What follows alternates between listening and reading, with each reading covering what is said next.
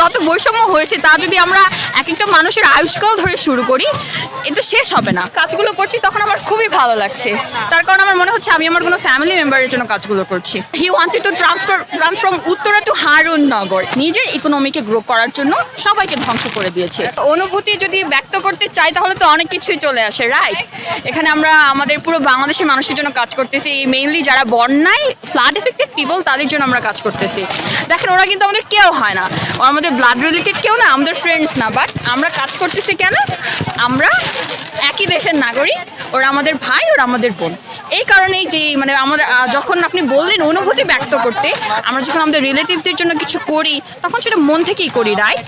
তাহলে যখন আমি এই কাজগুলো করছি তখন আমার খুবই ভালো লাগছে, তার কারণ আমার মনে হচ্ছে আমি আমার কোনো ফ্যামিলি মেম্বারের জন্য কাজগুলো করছি। এটাতে অনেক কিছু জড়িত আছে। একটা দেশের স্বৈরশাসক যখন 15 বছর রাজত্ব করে, তখন সে আরেকটা দেশের সাথে যদি সম্প্রীতি করতে চায়, সে দেশটাকে নষ্ট করে দেয়, সে দেশটাকে বিকিয়ে দেয় আরেকজনের কাছে। সেই বিকিয়ে দেওয়ার ফল তো আমরা দেখতেই পাচ্ছি, রাইট? 15 বছর আমরা নিজেদেরকে বিকিয়ে দিয়ে, ভারতের কাছে বিকিয়ে দিয়ে আমরা কি অর্জন করতে পেরেছি, কি কি বাদ দিয়েছি, সেগুলো তো আমরা এখন আমাদের চাক্ষুষ প্রমাণ, রাইট? এই যে আমাদের তিস্তা বাঁধ, তারপর আমাদের ফারাক্কা বাঁধ, এগুলো যে কত বাঁধ রয়েছে, এরকম বাঁধ আমরা যদি কাউন্ট করা শুরু করি, it will be uncountable for us, right? That's why এসব বৈষম্য যদি আমরা কথা বলতে চাই, 15 বছরে যত বৈষম্য হয়েছে তা যদি আমরা এক একটা মানুষের আয়ুষ্কাল ধরে শুরু করি, এটা শেষ হবে না। মানে একটা দেশের প্রধান মন্ত্রী সে কিভাবে দেশটাকে বিকিয়ে দিয়ে গিয়েছে সেটা তার চলে যাওয়ার পর আমরা রিয়েলাইজ করতে পারছি। আসলে এটার বৈষম্য আমরা যদি এই যে এভাবে আজকে যেমন আমরা সবাই একত্রিত হয়েছি আমাদের দেশের টানে, আমাদের দেশের মানুষের টানে, এভাবে যদি আমরা একসাথে সবাই কাজ করি, ইনশাল্লাহ উইল বি সাকসিডেড সামডে। অপনীতিটা কখন হয়? যখন একটা মানুষ কোনো নির্দিষ্ট এলাকার মানুষের টাকাগুলো নিজের কাছে নিয়ে নেয়। এই যে আপনি দেখেন ডিবি হারুনের, ওর উত্তরাতে এত কয়টা বাসা আছে, আই গেস এরকম বাসার কারণেই like he wanted to transform Uttara to Harunnagar, এরকম হয়ে গিয়েছে বিষয়টা। ওর এরকম তো হাজার হাজার মন্ত্রী, তারপর উচ্চপদস্থ যারা কর্মকর্তা ছিল তারা সবাই এরকম করেছে। তারা নিজের দেশকে কখনো প্রিভিলাইজড করেনি, তারা নিজেদেরকে প্রিভিলাইজড করেছে, নিজের ইকোনমিকে গ্রো করার জন্য সবাইকে ধ্বংস করে দিয়েছে।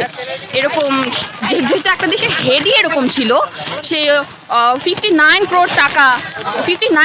crore টাকা একটা প্রজেক্ট থেকে ধ্বংস করতে পারলে, তাহলে আপনি চিন্তা করেন তার অধস্তন যারা আছে তারা কি করেছে দেশটাকে। তাহলে এই দেশটাকে যদি আমরা রিফর্ম করতে চাই, তাহলে আমাদেরকে অবশ্যই একসাথে কাজ করতে হবে।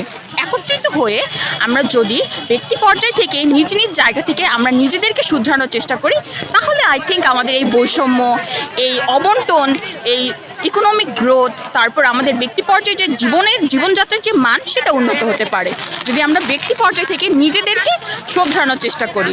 লাইক ঘুষ, সুদ, তারপর কোনো জায়গা থেকে ইলিগালভাবে টাকা নেওয়া, এগুলো থেকে যদি আমরা সরতে পারি, আই গেস আমরা কোনো না কোনো দিন একটা স্ট্রং নেশনে পরিণত হব।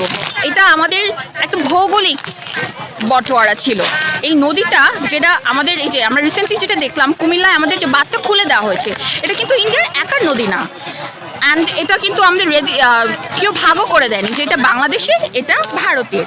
তাহলে এক্ষেত্রে যদি আমরা আন্তর্জাতিক আদালতে মামলা দায়ের করি, সেক্ষেত্রে আমি মনে করি যে ব্যক্তি পর্যায় থেকে, তারপর রাষ্ট্র পর্যায় থেকে যদি কোনো একটা প্রতিরোধ গড়ে তোলার চেষ্টা করি, সেক্ষেত্রে আমি মনে করি এসব বাঁধ তারা খুলে দিতে কমসে কম একবার হলেও ভাববে। তারা দেখাচ্ছে যে তাদের এখানকার মানুষ বিপর্যস্ত হয়েছে তাই তারা বাঁধ খুলে দিয়েছে, কিন্তু এখানে তো বাংলাদেশ বিপর্যস্ত হয়ে গেল। এই কারণে আমাদের যারা উপদেষ্টা রয়েছে তাদেরকে খুব স্পন্টেনিয়াসলি কাজ করতে হবে। সংবাদ, ফিচার ও অনুষ্ঠানের জন্য ভিজিট করুন সংবাদ প্রকাশের ওয়েবসাইট এবং যুক্ত থাকুন ফেসবুক পেজ ও ইউটিউব চ্যানেলের সঙ্গে।